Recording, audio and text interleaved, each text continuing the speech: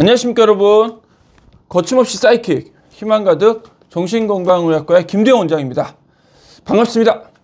오늘은 여러분께 뇌의 불균형에 대해서 한번 얘기 나누고자 합니다. 여전히 많은 부모님들께서 저에게 이렇게 물어보십니다. 우리 아이의 주의력 문제나 또 발달 문제, 그리고 또 자폐 스펙트럼이 의심되는 이런 증상들은 뇌의 불균형 때문인가요? 거기서 얘기하시는 뇌의 불균형이라고 하는 것은 아마도 좌뇌와 우뇌의 불균형을 주로 말씀하시는 것 같습니다. 여러분, 저희가 불균형이라는 단어가 주는 좀 부정적인 이미지가 있고요. 반대로 밸런스, 그러니까 균형이 잘 맞는다라고 하는 말은 어느 분야에서나 나쁜 의미가 없기 때문에, 좋은 느낌만 있기 때문에 왠지 뇌의 불균형을 해소시켜 주면 우리 아이의 어려움이 해소된다는 말도 굉장히 와닿습니다. 그럴듯하게 들리기도 하고요. 자, 그런데 여러분, 오늘 제가 좀 드리고자 하는 말씀은 이런 겁니다. 원래 우리 뇌의 발생 과정에 대해서 우리가 조금 이해할 수 있다면 뇌의 불균형이라고 하는 단어를 어떻게 적용하고 바라볼 것인지에 대한 해답이 좀 나올 것입니다. 자, 여러분, 원래 우리 사람의 뇌는 약 1억 7,700억 개 이상의 신경세포로 이루어져 있고, 또 뉴런도 86억 개 이상의 수가 존재합니다. 숫자로는 도대체 와닿지가 않습니다. 자, 그런데 이런 어마어마한 신경세포들은 이미 엄마 뱃속에서 태아 상태에서 그 수가 지속적으로 늘어납니다. 계속해서 늘어나고 우리 뇌의 필요한 위치로 계속 이동해 가고 신경세포가 연결되는 그런 시냅스, 그런 과정들을 거치면서 뇌의 성숙이 일어납니다.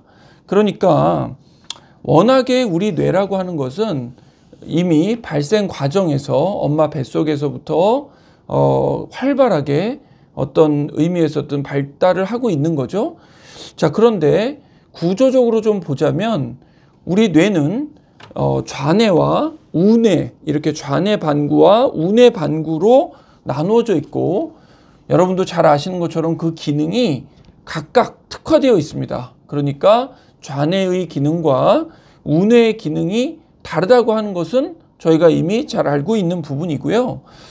이러한 좌뇌 반구와 우뇌 반구의 비대칭성은 아까 제가 말씀드린 것처럼 임신 26주부터 이미 불균형이 있고 그것이 성인기까지 이어집니다. 자, 그런데 여기서 말하는 불균형이라고 하는 것은 어떻게 보면 다르다의 의미이지 부정적인 의미에서 균형이 안 맞는다는 것을 의미하는 것만은 아닙니다. 역할이 다르다, 기능이 다르다, 모양도 조금 다르다, 이런 식의 의미를 담고 있습니다. 그래서 여러분, 우리가 그토록 좋아하는 어떻게 하면 우리 아이의 뇌를 건강하게 발달시킬까, 이런 거를 저희가 생각할 때 시기별로, 영역별로 나누어서 생각하는 것이 상당히 이해가 빠릅니다. 자, 여러분, 초기 아동기부터 우리 뇌는 굉장히 부피가 커집니다. 거기서 말하는 부피라고 하는 것의 포인트 중에는 우리 대뇌 피질의 두께가 두꺼워진다. 그리고 이 두께가 두꺼운 것은 후기 아동기를 가면서 가지치기 한다, 이런 말을 이제 들으셨을 겁니다. 자, 여러분, 가지치기라고 하는 것은 뭐냐?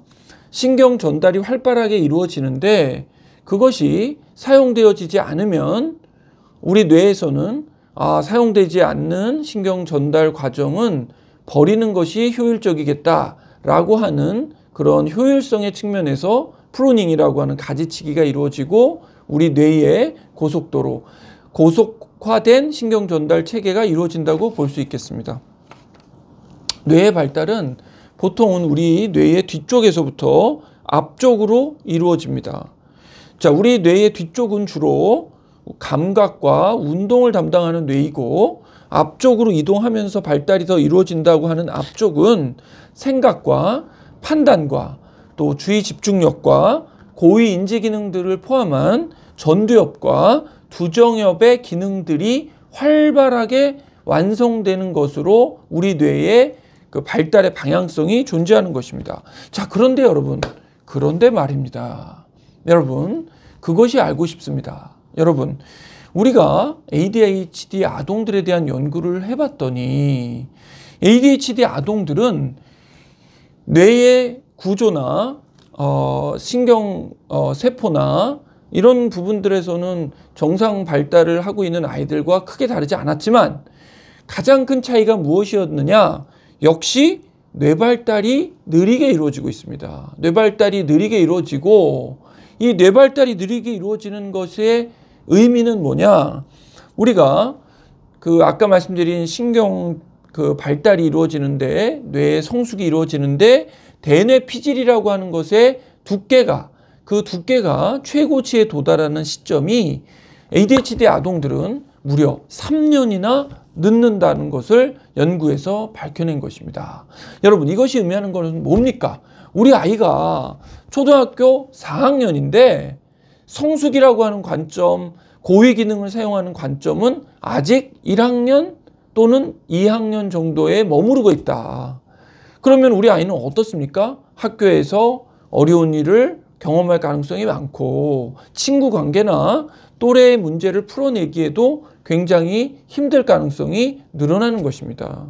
여러분, 이런 속도의 지연, 발달의 갭을 여러분께서 도와주셔야 될 문제로 바라보셨으면 참 좋겠습니다. 혼내시거나 왜 못하느냐, 이것은 네가 정신력이 약해서 그렇다, 이번 여름방학에는 해병대 캠프나 그런 청학동을 가서 무슨 훈련을 좀 해봐야겠다라고 하시기보다는 뇌과학의 발달 측면에서 우리 아이가 건강한 아이로 성장할 수는 있지만 굉장히 천천히 발달이 이루어지고, 어느 시점에서 봤을 때는 3년이나 늦는구나 하는 것을 이해해 주신다면 우리 아이를 더 적극적으로 잘 도와주실 수 있을 거라고 저는 생각합니다. 자, 근데 3년이라고 하는 것도 중요하지만 그 중에서도 제일 느린 부분이 뭐냐? 역시 우리 이마에 있는 전전두엽입니다. 그 부분의 발달이 늦고, 거기서 해줘야 되는 주의력, 또 상황에 대한 인지, 반응에 대한 조절과 나의 행동 패턴의 결정, 그런 모든 계획 세우는 거나 실행하는 인지의 모든 고위 기능들이 늦다 하는 것입니다. 자, 그런데 말입니다, 여러분. 이렇게 3년 정도가 늦다고 해서 너무 염려하시고 슬퍼하실 일은 아닙니다. 왜냐? 우리는 얼마든지 아이를 도와줄 수 있는 무기를 갖고 있기 때문입니다. 또 이렇게 말씀드리면 소아정신과 의사는 또 약 먹이려고 하는 거 아니냐? 대표적으로 약으로 저희가 꼽는 이런 콘서트 같은 것들을 통해서 아이를 또 약에 이렇게 의존하게 만드는 것이 아니냐 하시겠지만, 그렇지 않습니다, 여러분. ADHD로 진단받은 아이들의 연구에서 약물 치료를 했을 때 아이들은 반응 억제 또는 반응 시간 등에서 건강한 다른 친구들과 견주어서 부족하지 않게 따라잡았습니다. 단순히 반응이 빨라지고 자신을 억제하는 능력만 좋아진 것이 아니고, 그와 관련되어 있는 뇌의 발달을 촉진했다, 정상화시켰다라고 하는 연구 논문이 많이 뒷받침을 하고 있습니다. 따라서 여러분께 드리고 싶은 말씀은, 우리 뇌는 태어나기 전부터 발달하기 시작하고 후기 청소년기까지 꾸준히 성장하고 변화가 되는데, 어느 시점에는 이런 뇌의 비대칭성이 당연히 확인되고 그것이 뇌의 건강한 발달을 의미한다. 자, 그런데 우리 아이의 ADHD나 또 틱이나 또 자폐 스펙트럼과 같은 발달의 문제를 뇌의 불균형, 마치 이것을 무슨 바로 잡으면은 해결되는 문제로 바라보시는 것은 조금 무리가 있고, 뇌의 특성을 이해해 주시고 시간에 따른 발달의 따라잡음에 대해서 관심을 가지면서 도와주시면 참 좋겠습니다. 여러분, 제가 블로그 등에서도 말씀드린 적이 있었는데, 제가 공중보건의사로 일하면서 같이 근무했던 박 선생이라고 하는 분이 계셨습니다. 이분은 굉장히 모든 부분에서 아주 모범이 되는 분이었습니다. 성숙하고 자기 일에 충실하고 다른 사람을 잘 도와주고 관계도 좋고 신앙인이었는데 독실한 크리스천이었습니다. 이분과 이야기를 나누는 중에 이분의 초등학교 시절을 듣게 되었습니다. 초등학교 4학년, 5학년 무렵에 그 동네에 있는 서점에 나가서 마인드 컨트롤 책을 사서 읽었다고 하더라고요. 그래서 제가 아이고 박 선생, 초등학생이 무슨 마인드 컨트롤 책을 사서 봤습니까? 했더니 그 박 선생의 말은 이러했습니다. 가정 형편은 좋지 않았고 경제적으로 넉넉하지 않았는데 본인이 하고 싶지 않은 그런 일들을 공부를 어떻게 하면은 꾹 참아내고 완결성을 가지고 잘 해낼 수 있을지 자기의 마음을 조절하고 싶었다. 그래서 그 책을 사서 봤다. 이렇게 얘기하더라고요. 저는 그 상황에서는 조금 절망했습니다.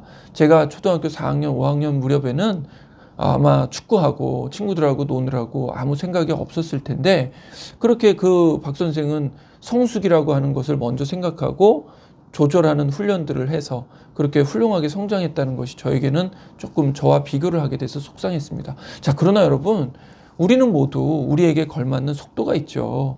저도 박 선생보다는 늦었지만 중학교 2학년, 3학년 무렵에는 성숙해져서 저의 역할이나 제 임무를 충실하게 수행해내기 시작했던 것 같고 부모님들의 걱정을 좀 덜기 시작했던 것 같습니다. 자, 여러분, 오늘은 뇌의 불균형에 대해서 어떻게 해석할 것이냐, 우리 아이를 바라보면서 우리 아이의 뇌에 불균형이 있다고 볼 것이냐, 이런 말씀을 좀 드렸는데요. 여러분, 좀 늦게 자라면 어떻습니까? 우리가 성인이 됐을 때 건강한 행복한 부모로부터 독립된 존재로서만 살아갈 수 있다면 모든 것이 만사 오케이가 되겠습니다.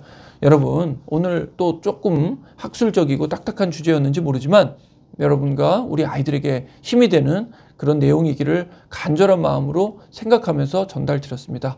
오늘 하루도 승리하는 여러분, 또 여러분 가족, 아이들 되시면 좋겠습니다. 거침없이 사이킥, 희망 가득 정신건강의학과의 김두영입니다. 구독과 좋아요는 저에게 큰 힘이 됩니다. 감사합니다.